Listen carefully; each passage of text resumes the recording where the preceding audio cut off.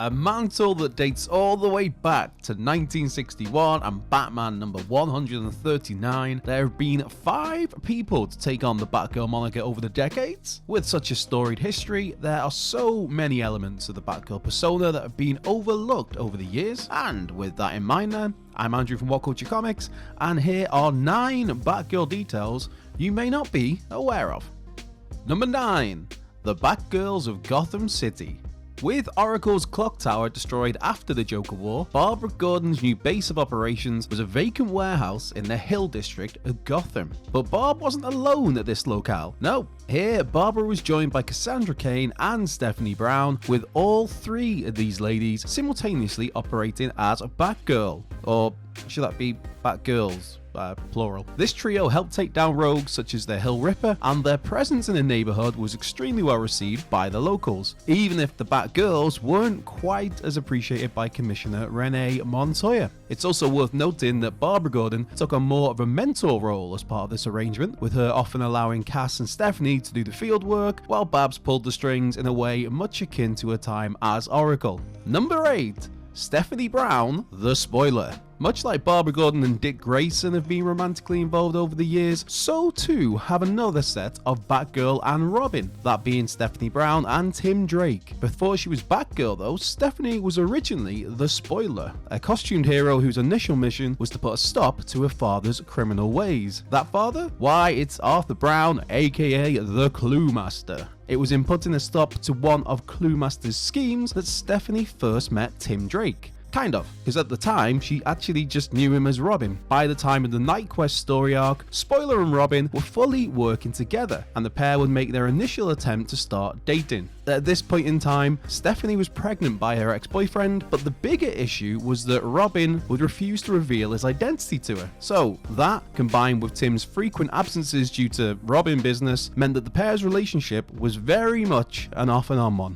Number 7. The death of Stephanie Brown. While many may be aware that the most famous Batgirl, as in Barbara Gordon, was left paralysed after being shot through the spine by the Joker, some may not know that another Batgirl was actually murdered. That Batgirl, in case you hadn't guessed it by the title of this entry, was Stephanie Brown, and this came during Steph's brief time as Robin. So, you see, after Jack Drake discovered that his son Tim was working alongside Batman as the Dark Knight's latest Robin, Jack forced the boy to give up that mantle. In the absence of a boy wonder at the Cape Crusader's side, Stephanie, who at the time was still dating Tim, created her own Robin outfit and demanded to be trained by Batman. Demanded from Batman, as if. While Stephanie would gain Bruce's trust and eventually even be given a proper Robin outfit, her actions out in the field caused the world's greatest detective to lose faith in his latest sidekick. In an attempt to prove her worth, Stephanie unwittingly caused a gang war to erupt in Gotham City, and more tragically, she died from her injuries suffered at the hands of the nefarious Black Mask, that being part of 2004's wider War Games story. Of course, in classic comic book fashion, Stephanie Brown would reappear 3 years later, with it revealed that her death had been faked and that she'd been recovering from her injuries in Africa, 'cause comics. Number 6. The many names of Cassandra Cain. While Cassandra Cain's most famous and enduring superhero identity is that of Batgirl, Batgirl was not the only moniker by which Cass has gone by over the years. In terms of how Cassandra Cain became Batgirl in the first place, this happened when she was a 17-year-old runaway who happened to find herself on the streets of Gotham City when the city-shattering No Man's Land story occurred. Basically, an earthquake completely ruined Gotham, stranding it from the rest of the United States. Helping Oracle's network of aides throughout the city, Cass was given the Batgirl identity after she saved Jim Gordon from her own assassin father, David Cain. While Cassie would initially serve as Batgirl across both Gotham City and Bloodhaven, her time working with Batman Incorporated saw her take on the Black Bat name, complete with a new costume given to her by Tim Drake. Elsewhere, a spell in the Justice League Elite saw Cassandra become known as Katsumi, with her serving as the ears and eyes for Batman and keeping an eye on that team, because Batman's nosy, obviously, or just very well prepared. And with the launch of the New 52 came yet another new mantle for Cassandra Cain, with her calling herself Orphan, largely in part to her often strained relationship with her mother, the villainous Lady Shiva. Number 5. Violence was Cassandra Cain's first language. With assassins for parents in the form of David Cain and Sandra Wusan, aka Lady Shiva, Cassandra Cain was raised with violence all around her. Trained in an array of fighting styles from an early age, the initial intent was for Cassie to become the perfect bodyguard for Ra's al Ghul. Due to her father only communicating with her through actions, that gave Cassandra the unique ability to read the movements of others and be able to predict their next move, which is quite the skill to have in your back pocket when it comes to cracking skulls and taking names. With minimal interaction with the outside world, Cassandra was taking on her first hit when she was just 8 years of age. Of course, it was Daddy Dearest David Cain who took her along on an assassination mission, though the youngster thought she was only partaking in her regular training scheme. It was only upon hitting what was a death blow that Cassandra realized somebody had died, and the traumatized kiddo ran away from her crazy old man and spent the next 9 years traveling the globe. Number 4. The relationship between Barbara Gordon and Dick Grayson. The relationship between Dick Grayson and Barbara Gordon is a complicated and frequently retconned one. Their first canonical kiss came back in 1975's Batman Family #1 when Robin condescended to Batgirl to give up the cape and cowl.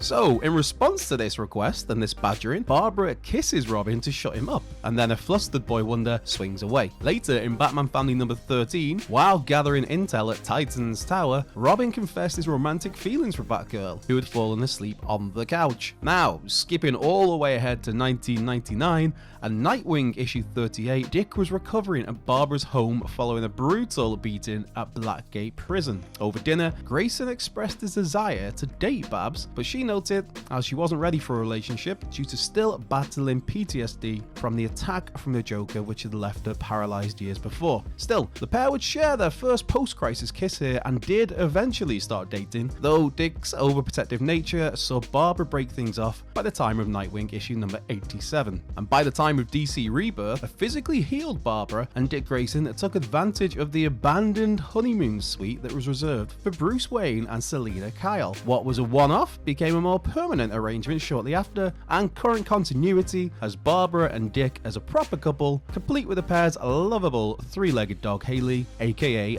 Bitewing. Yes, that's its real name, Bitewing. Number 3. As Oracle, Barbara Gordon was an even greater hero than when she was Batgirl. After Barbara Gordon was shot and paralyzed by the Joker, she understandably fell into a deep depression. Still, as a natural-born fighter, Barbara refused to let her newfound limitations dictate her life. Realizing that the world was growing more and more dependent on technology, the super-smart Gordon saw that she already had the abilities to be a hugely powerful asset in the fight against crime. With a photographic memory, a genius intellect, a degree in library and information sciences, and expert hacking skills, Barbara developed an extensive computer system and gave herself the codename of Oracle. Initially assisting Amanda Waller and the Suicide Squad, Oracle would soon become the sole information source for Batman and the extended Bat family. Likewise, Barbara was also incorporated into the Justice League and became a go-to resource for a who's who of DC's roster of heroes. Number 2. Jim Gordon is not Barbara's biological father. Likely to surprise many of you listening to this, James Gordon is not the biological father of Barbara Gordon. Well, the catch here is, at least in certain post-Crisis on Infinite Earths canon. In those such canon, Roger C. Gordon, Jim's brother, and his wife Thelma are Barbara's biological parents and gave birth to her in an Ohio suburb. As a young child, Babs and her friend Marcy were enamored with superheroes and spent their days designing costumes and heroic identities. When Barbara was 13, her parents died in a car crash, largely in part due to her father's drinking problems. As a result, she moved to Gotham City with her uncle Jim, the police captain, and his wife, also named Barbara, adopted her. Young Babs' early interest in superheroes became laser focused on Gotham's own vigilante, the Batman, and she learned everything she could about the Dark Knight, even sneaking into her father's private office one night to spy on a conversation between Jim and Batman. The next day, young Barbara asked her father for martial arts lessons, and she soon excelled and earned her black belt. Thanks to her intellect and photographic memory, Barbara completed Gotham Heights High School by the time she was just 16. She also received a scholarship from Gotham State University, where she graduated with honors before she was even a legal adult. She then continued her her martial arts training, began learning jiu-jitsu from a sensei, and all while bringing in an income as a research assistant at the Gotham Public Library. Number 1. Barbara Gordon is not completely healed. Barbara Gordon was 19 years of age when she was shot by the Joker through the spine. Paralyzed from the waist down, Barbara spent the next 3 years in a wheelchair. She then became the nigh indispensable information source known as Oracle. As well as still being a member of the Bat family, Barbara also led the female-centric Birds of Prey and was a member of the Justice League. Barbara's father, at least in this canon, which is Commissioner James Gordon, located a hospital in South Africa that was able to return function to Barb's legs.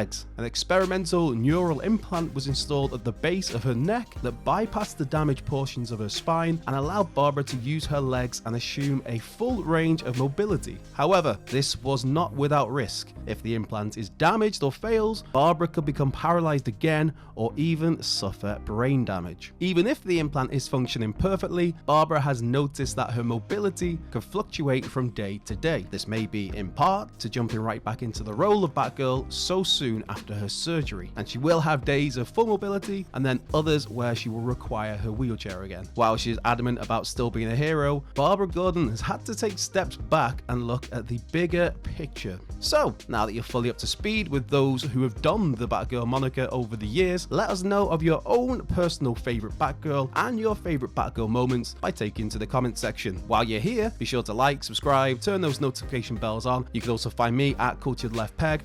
I've been Andrew Parr from What Culture Comics, and I'll catch you down the road.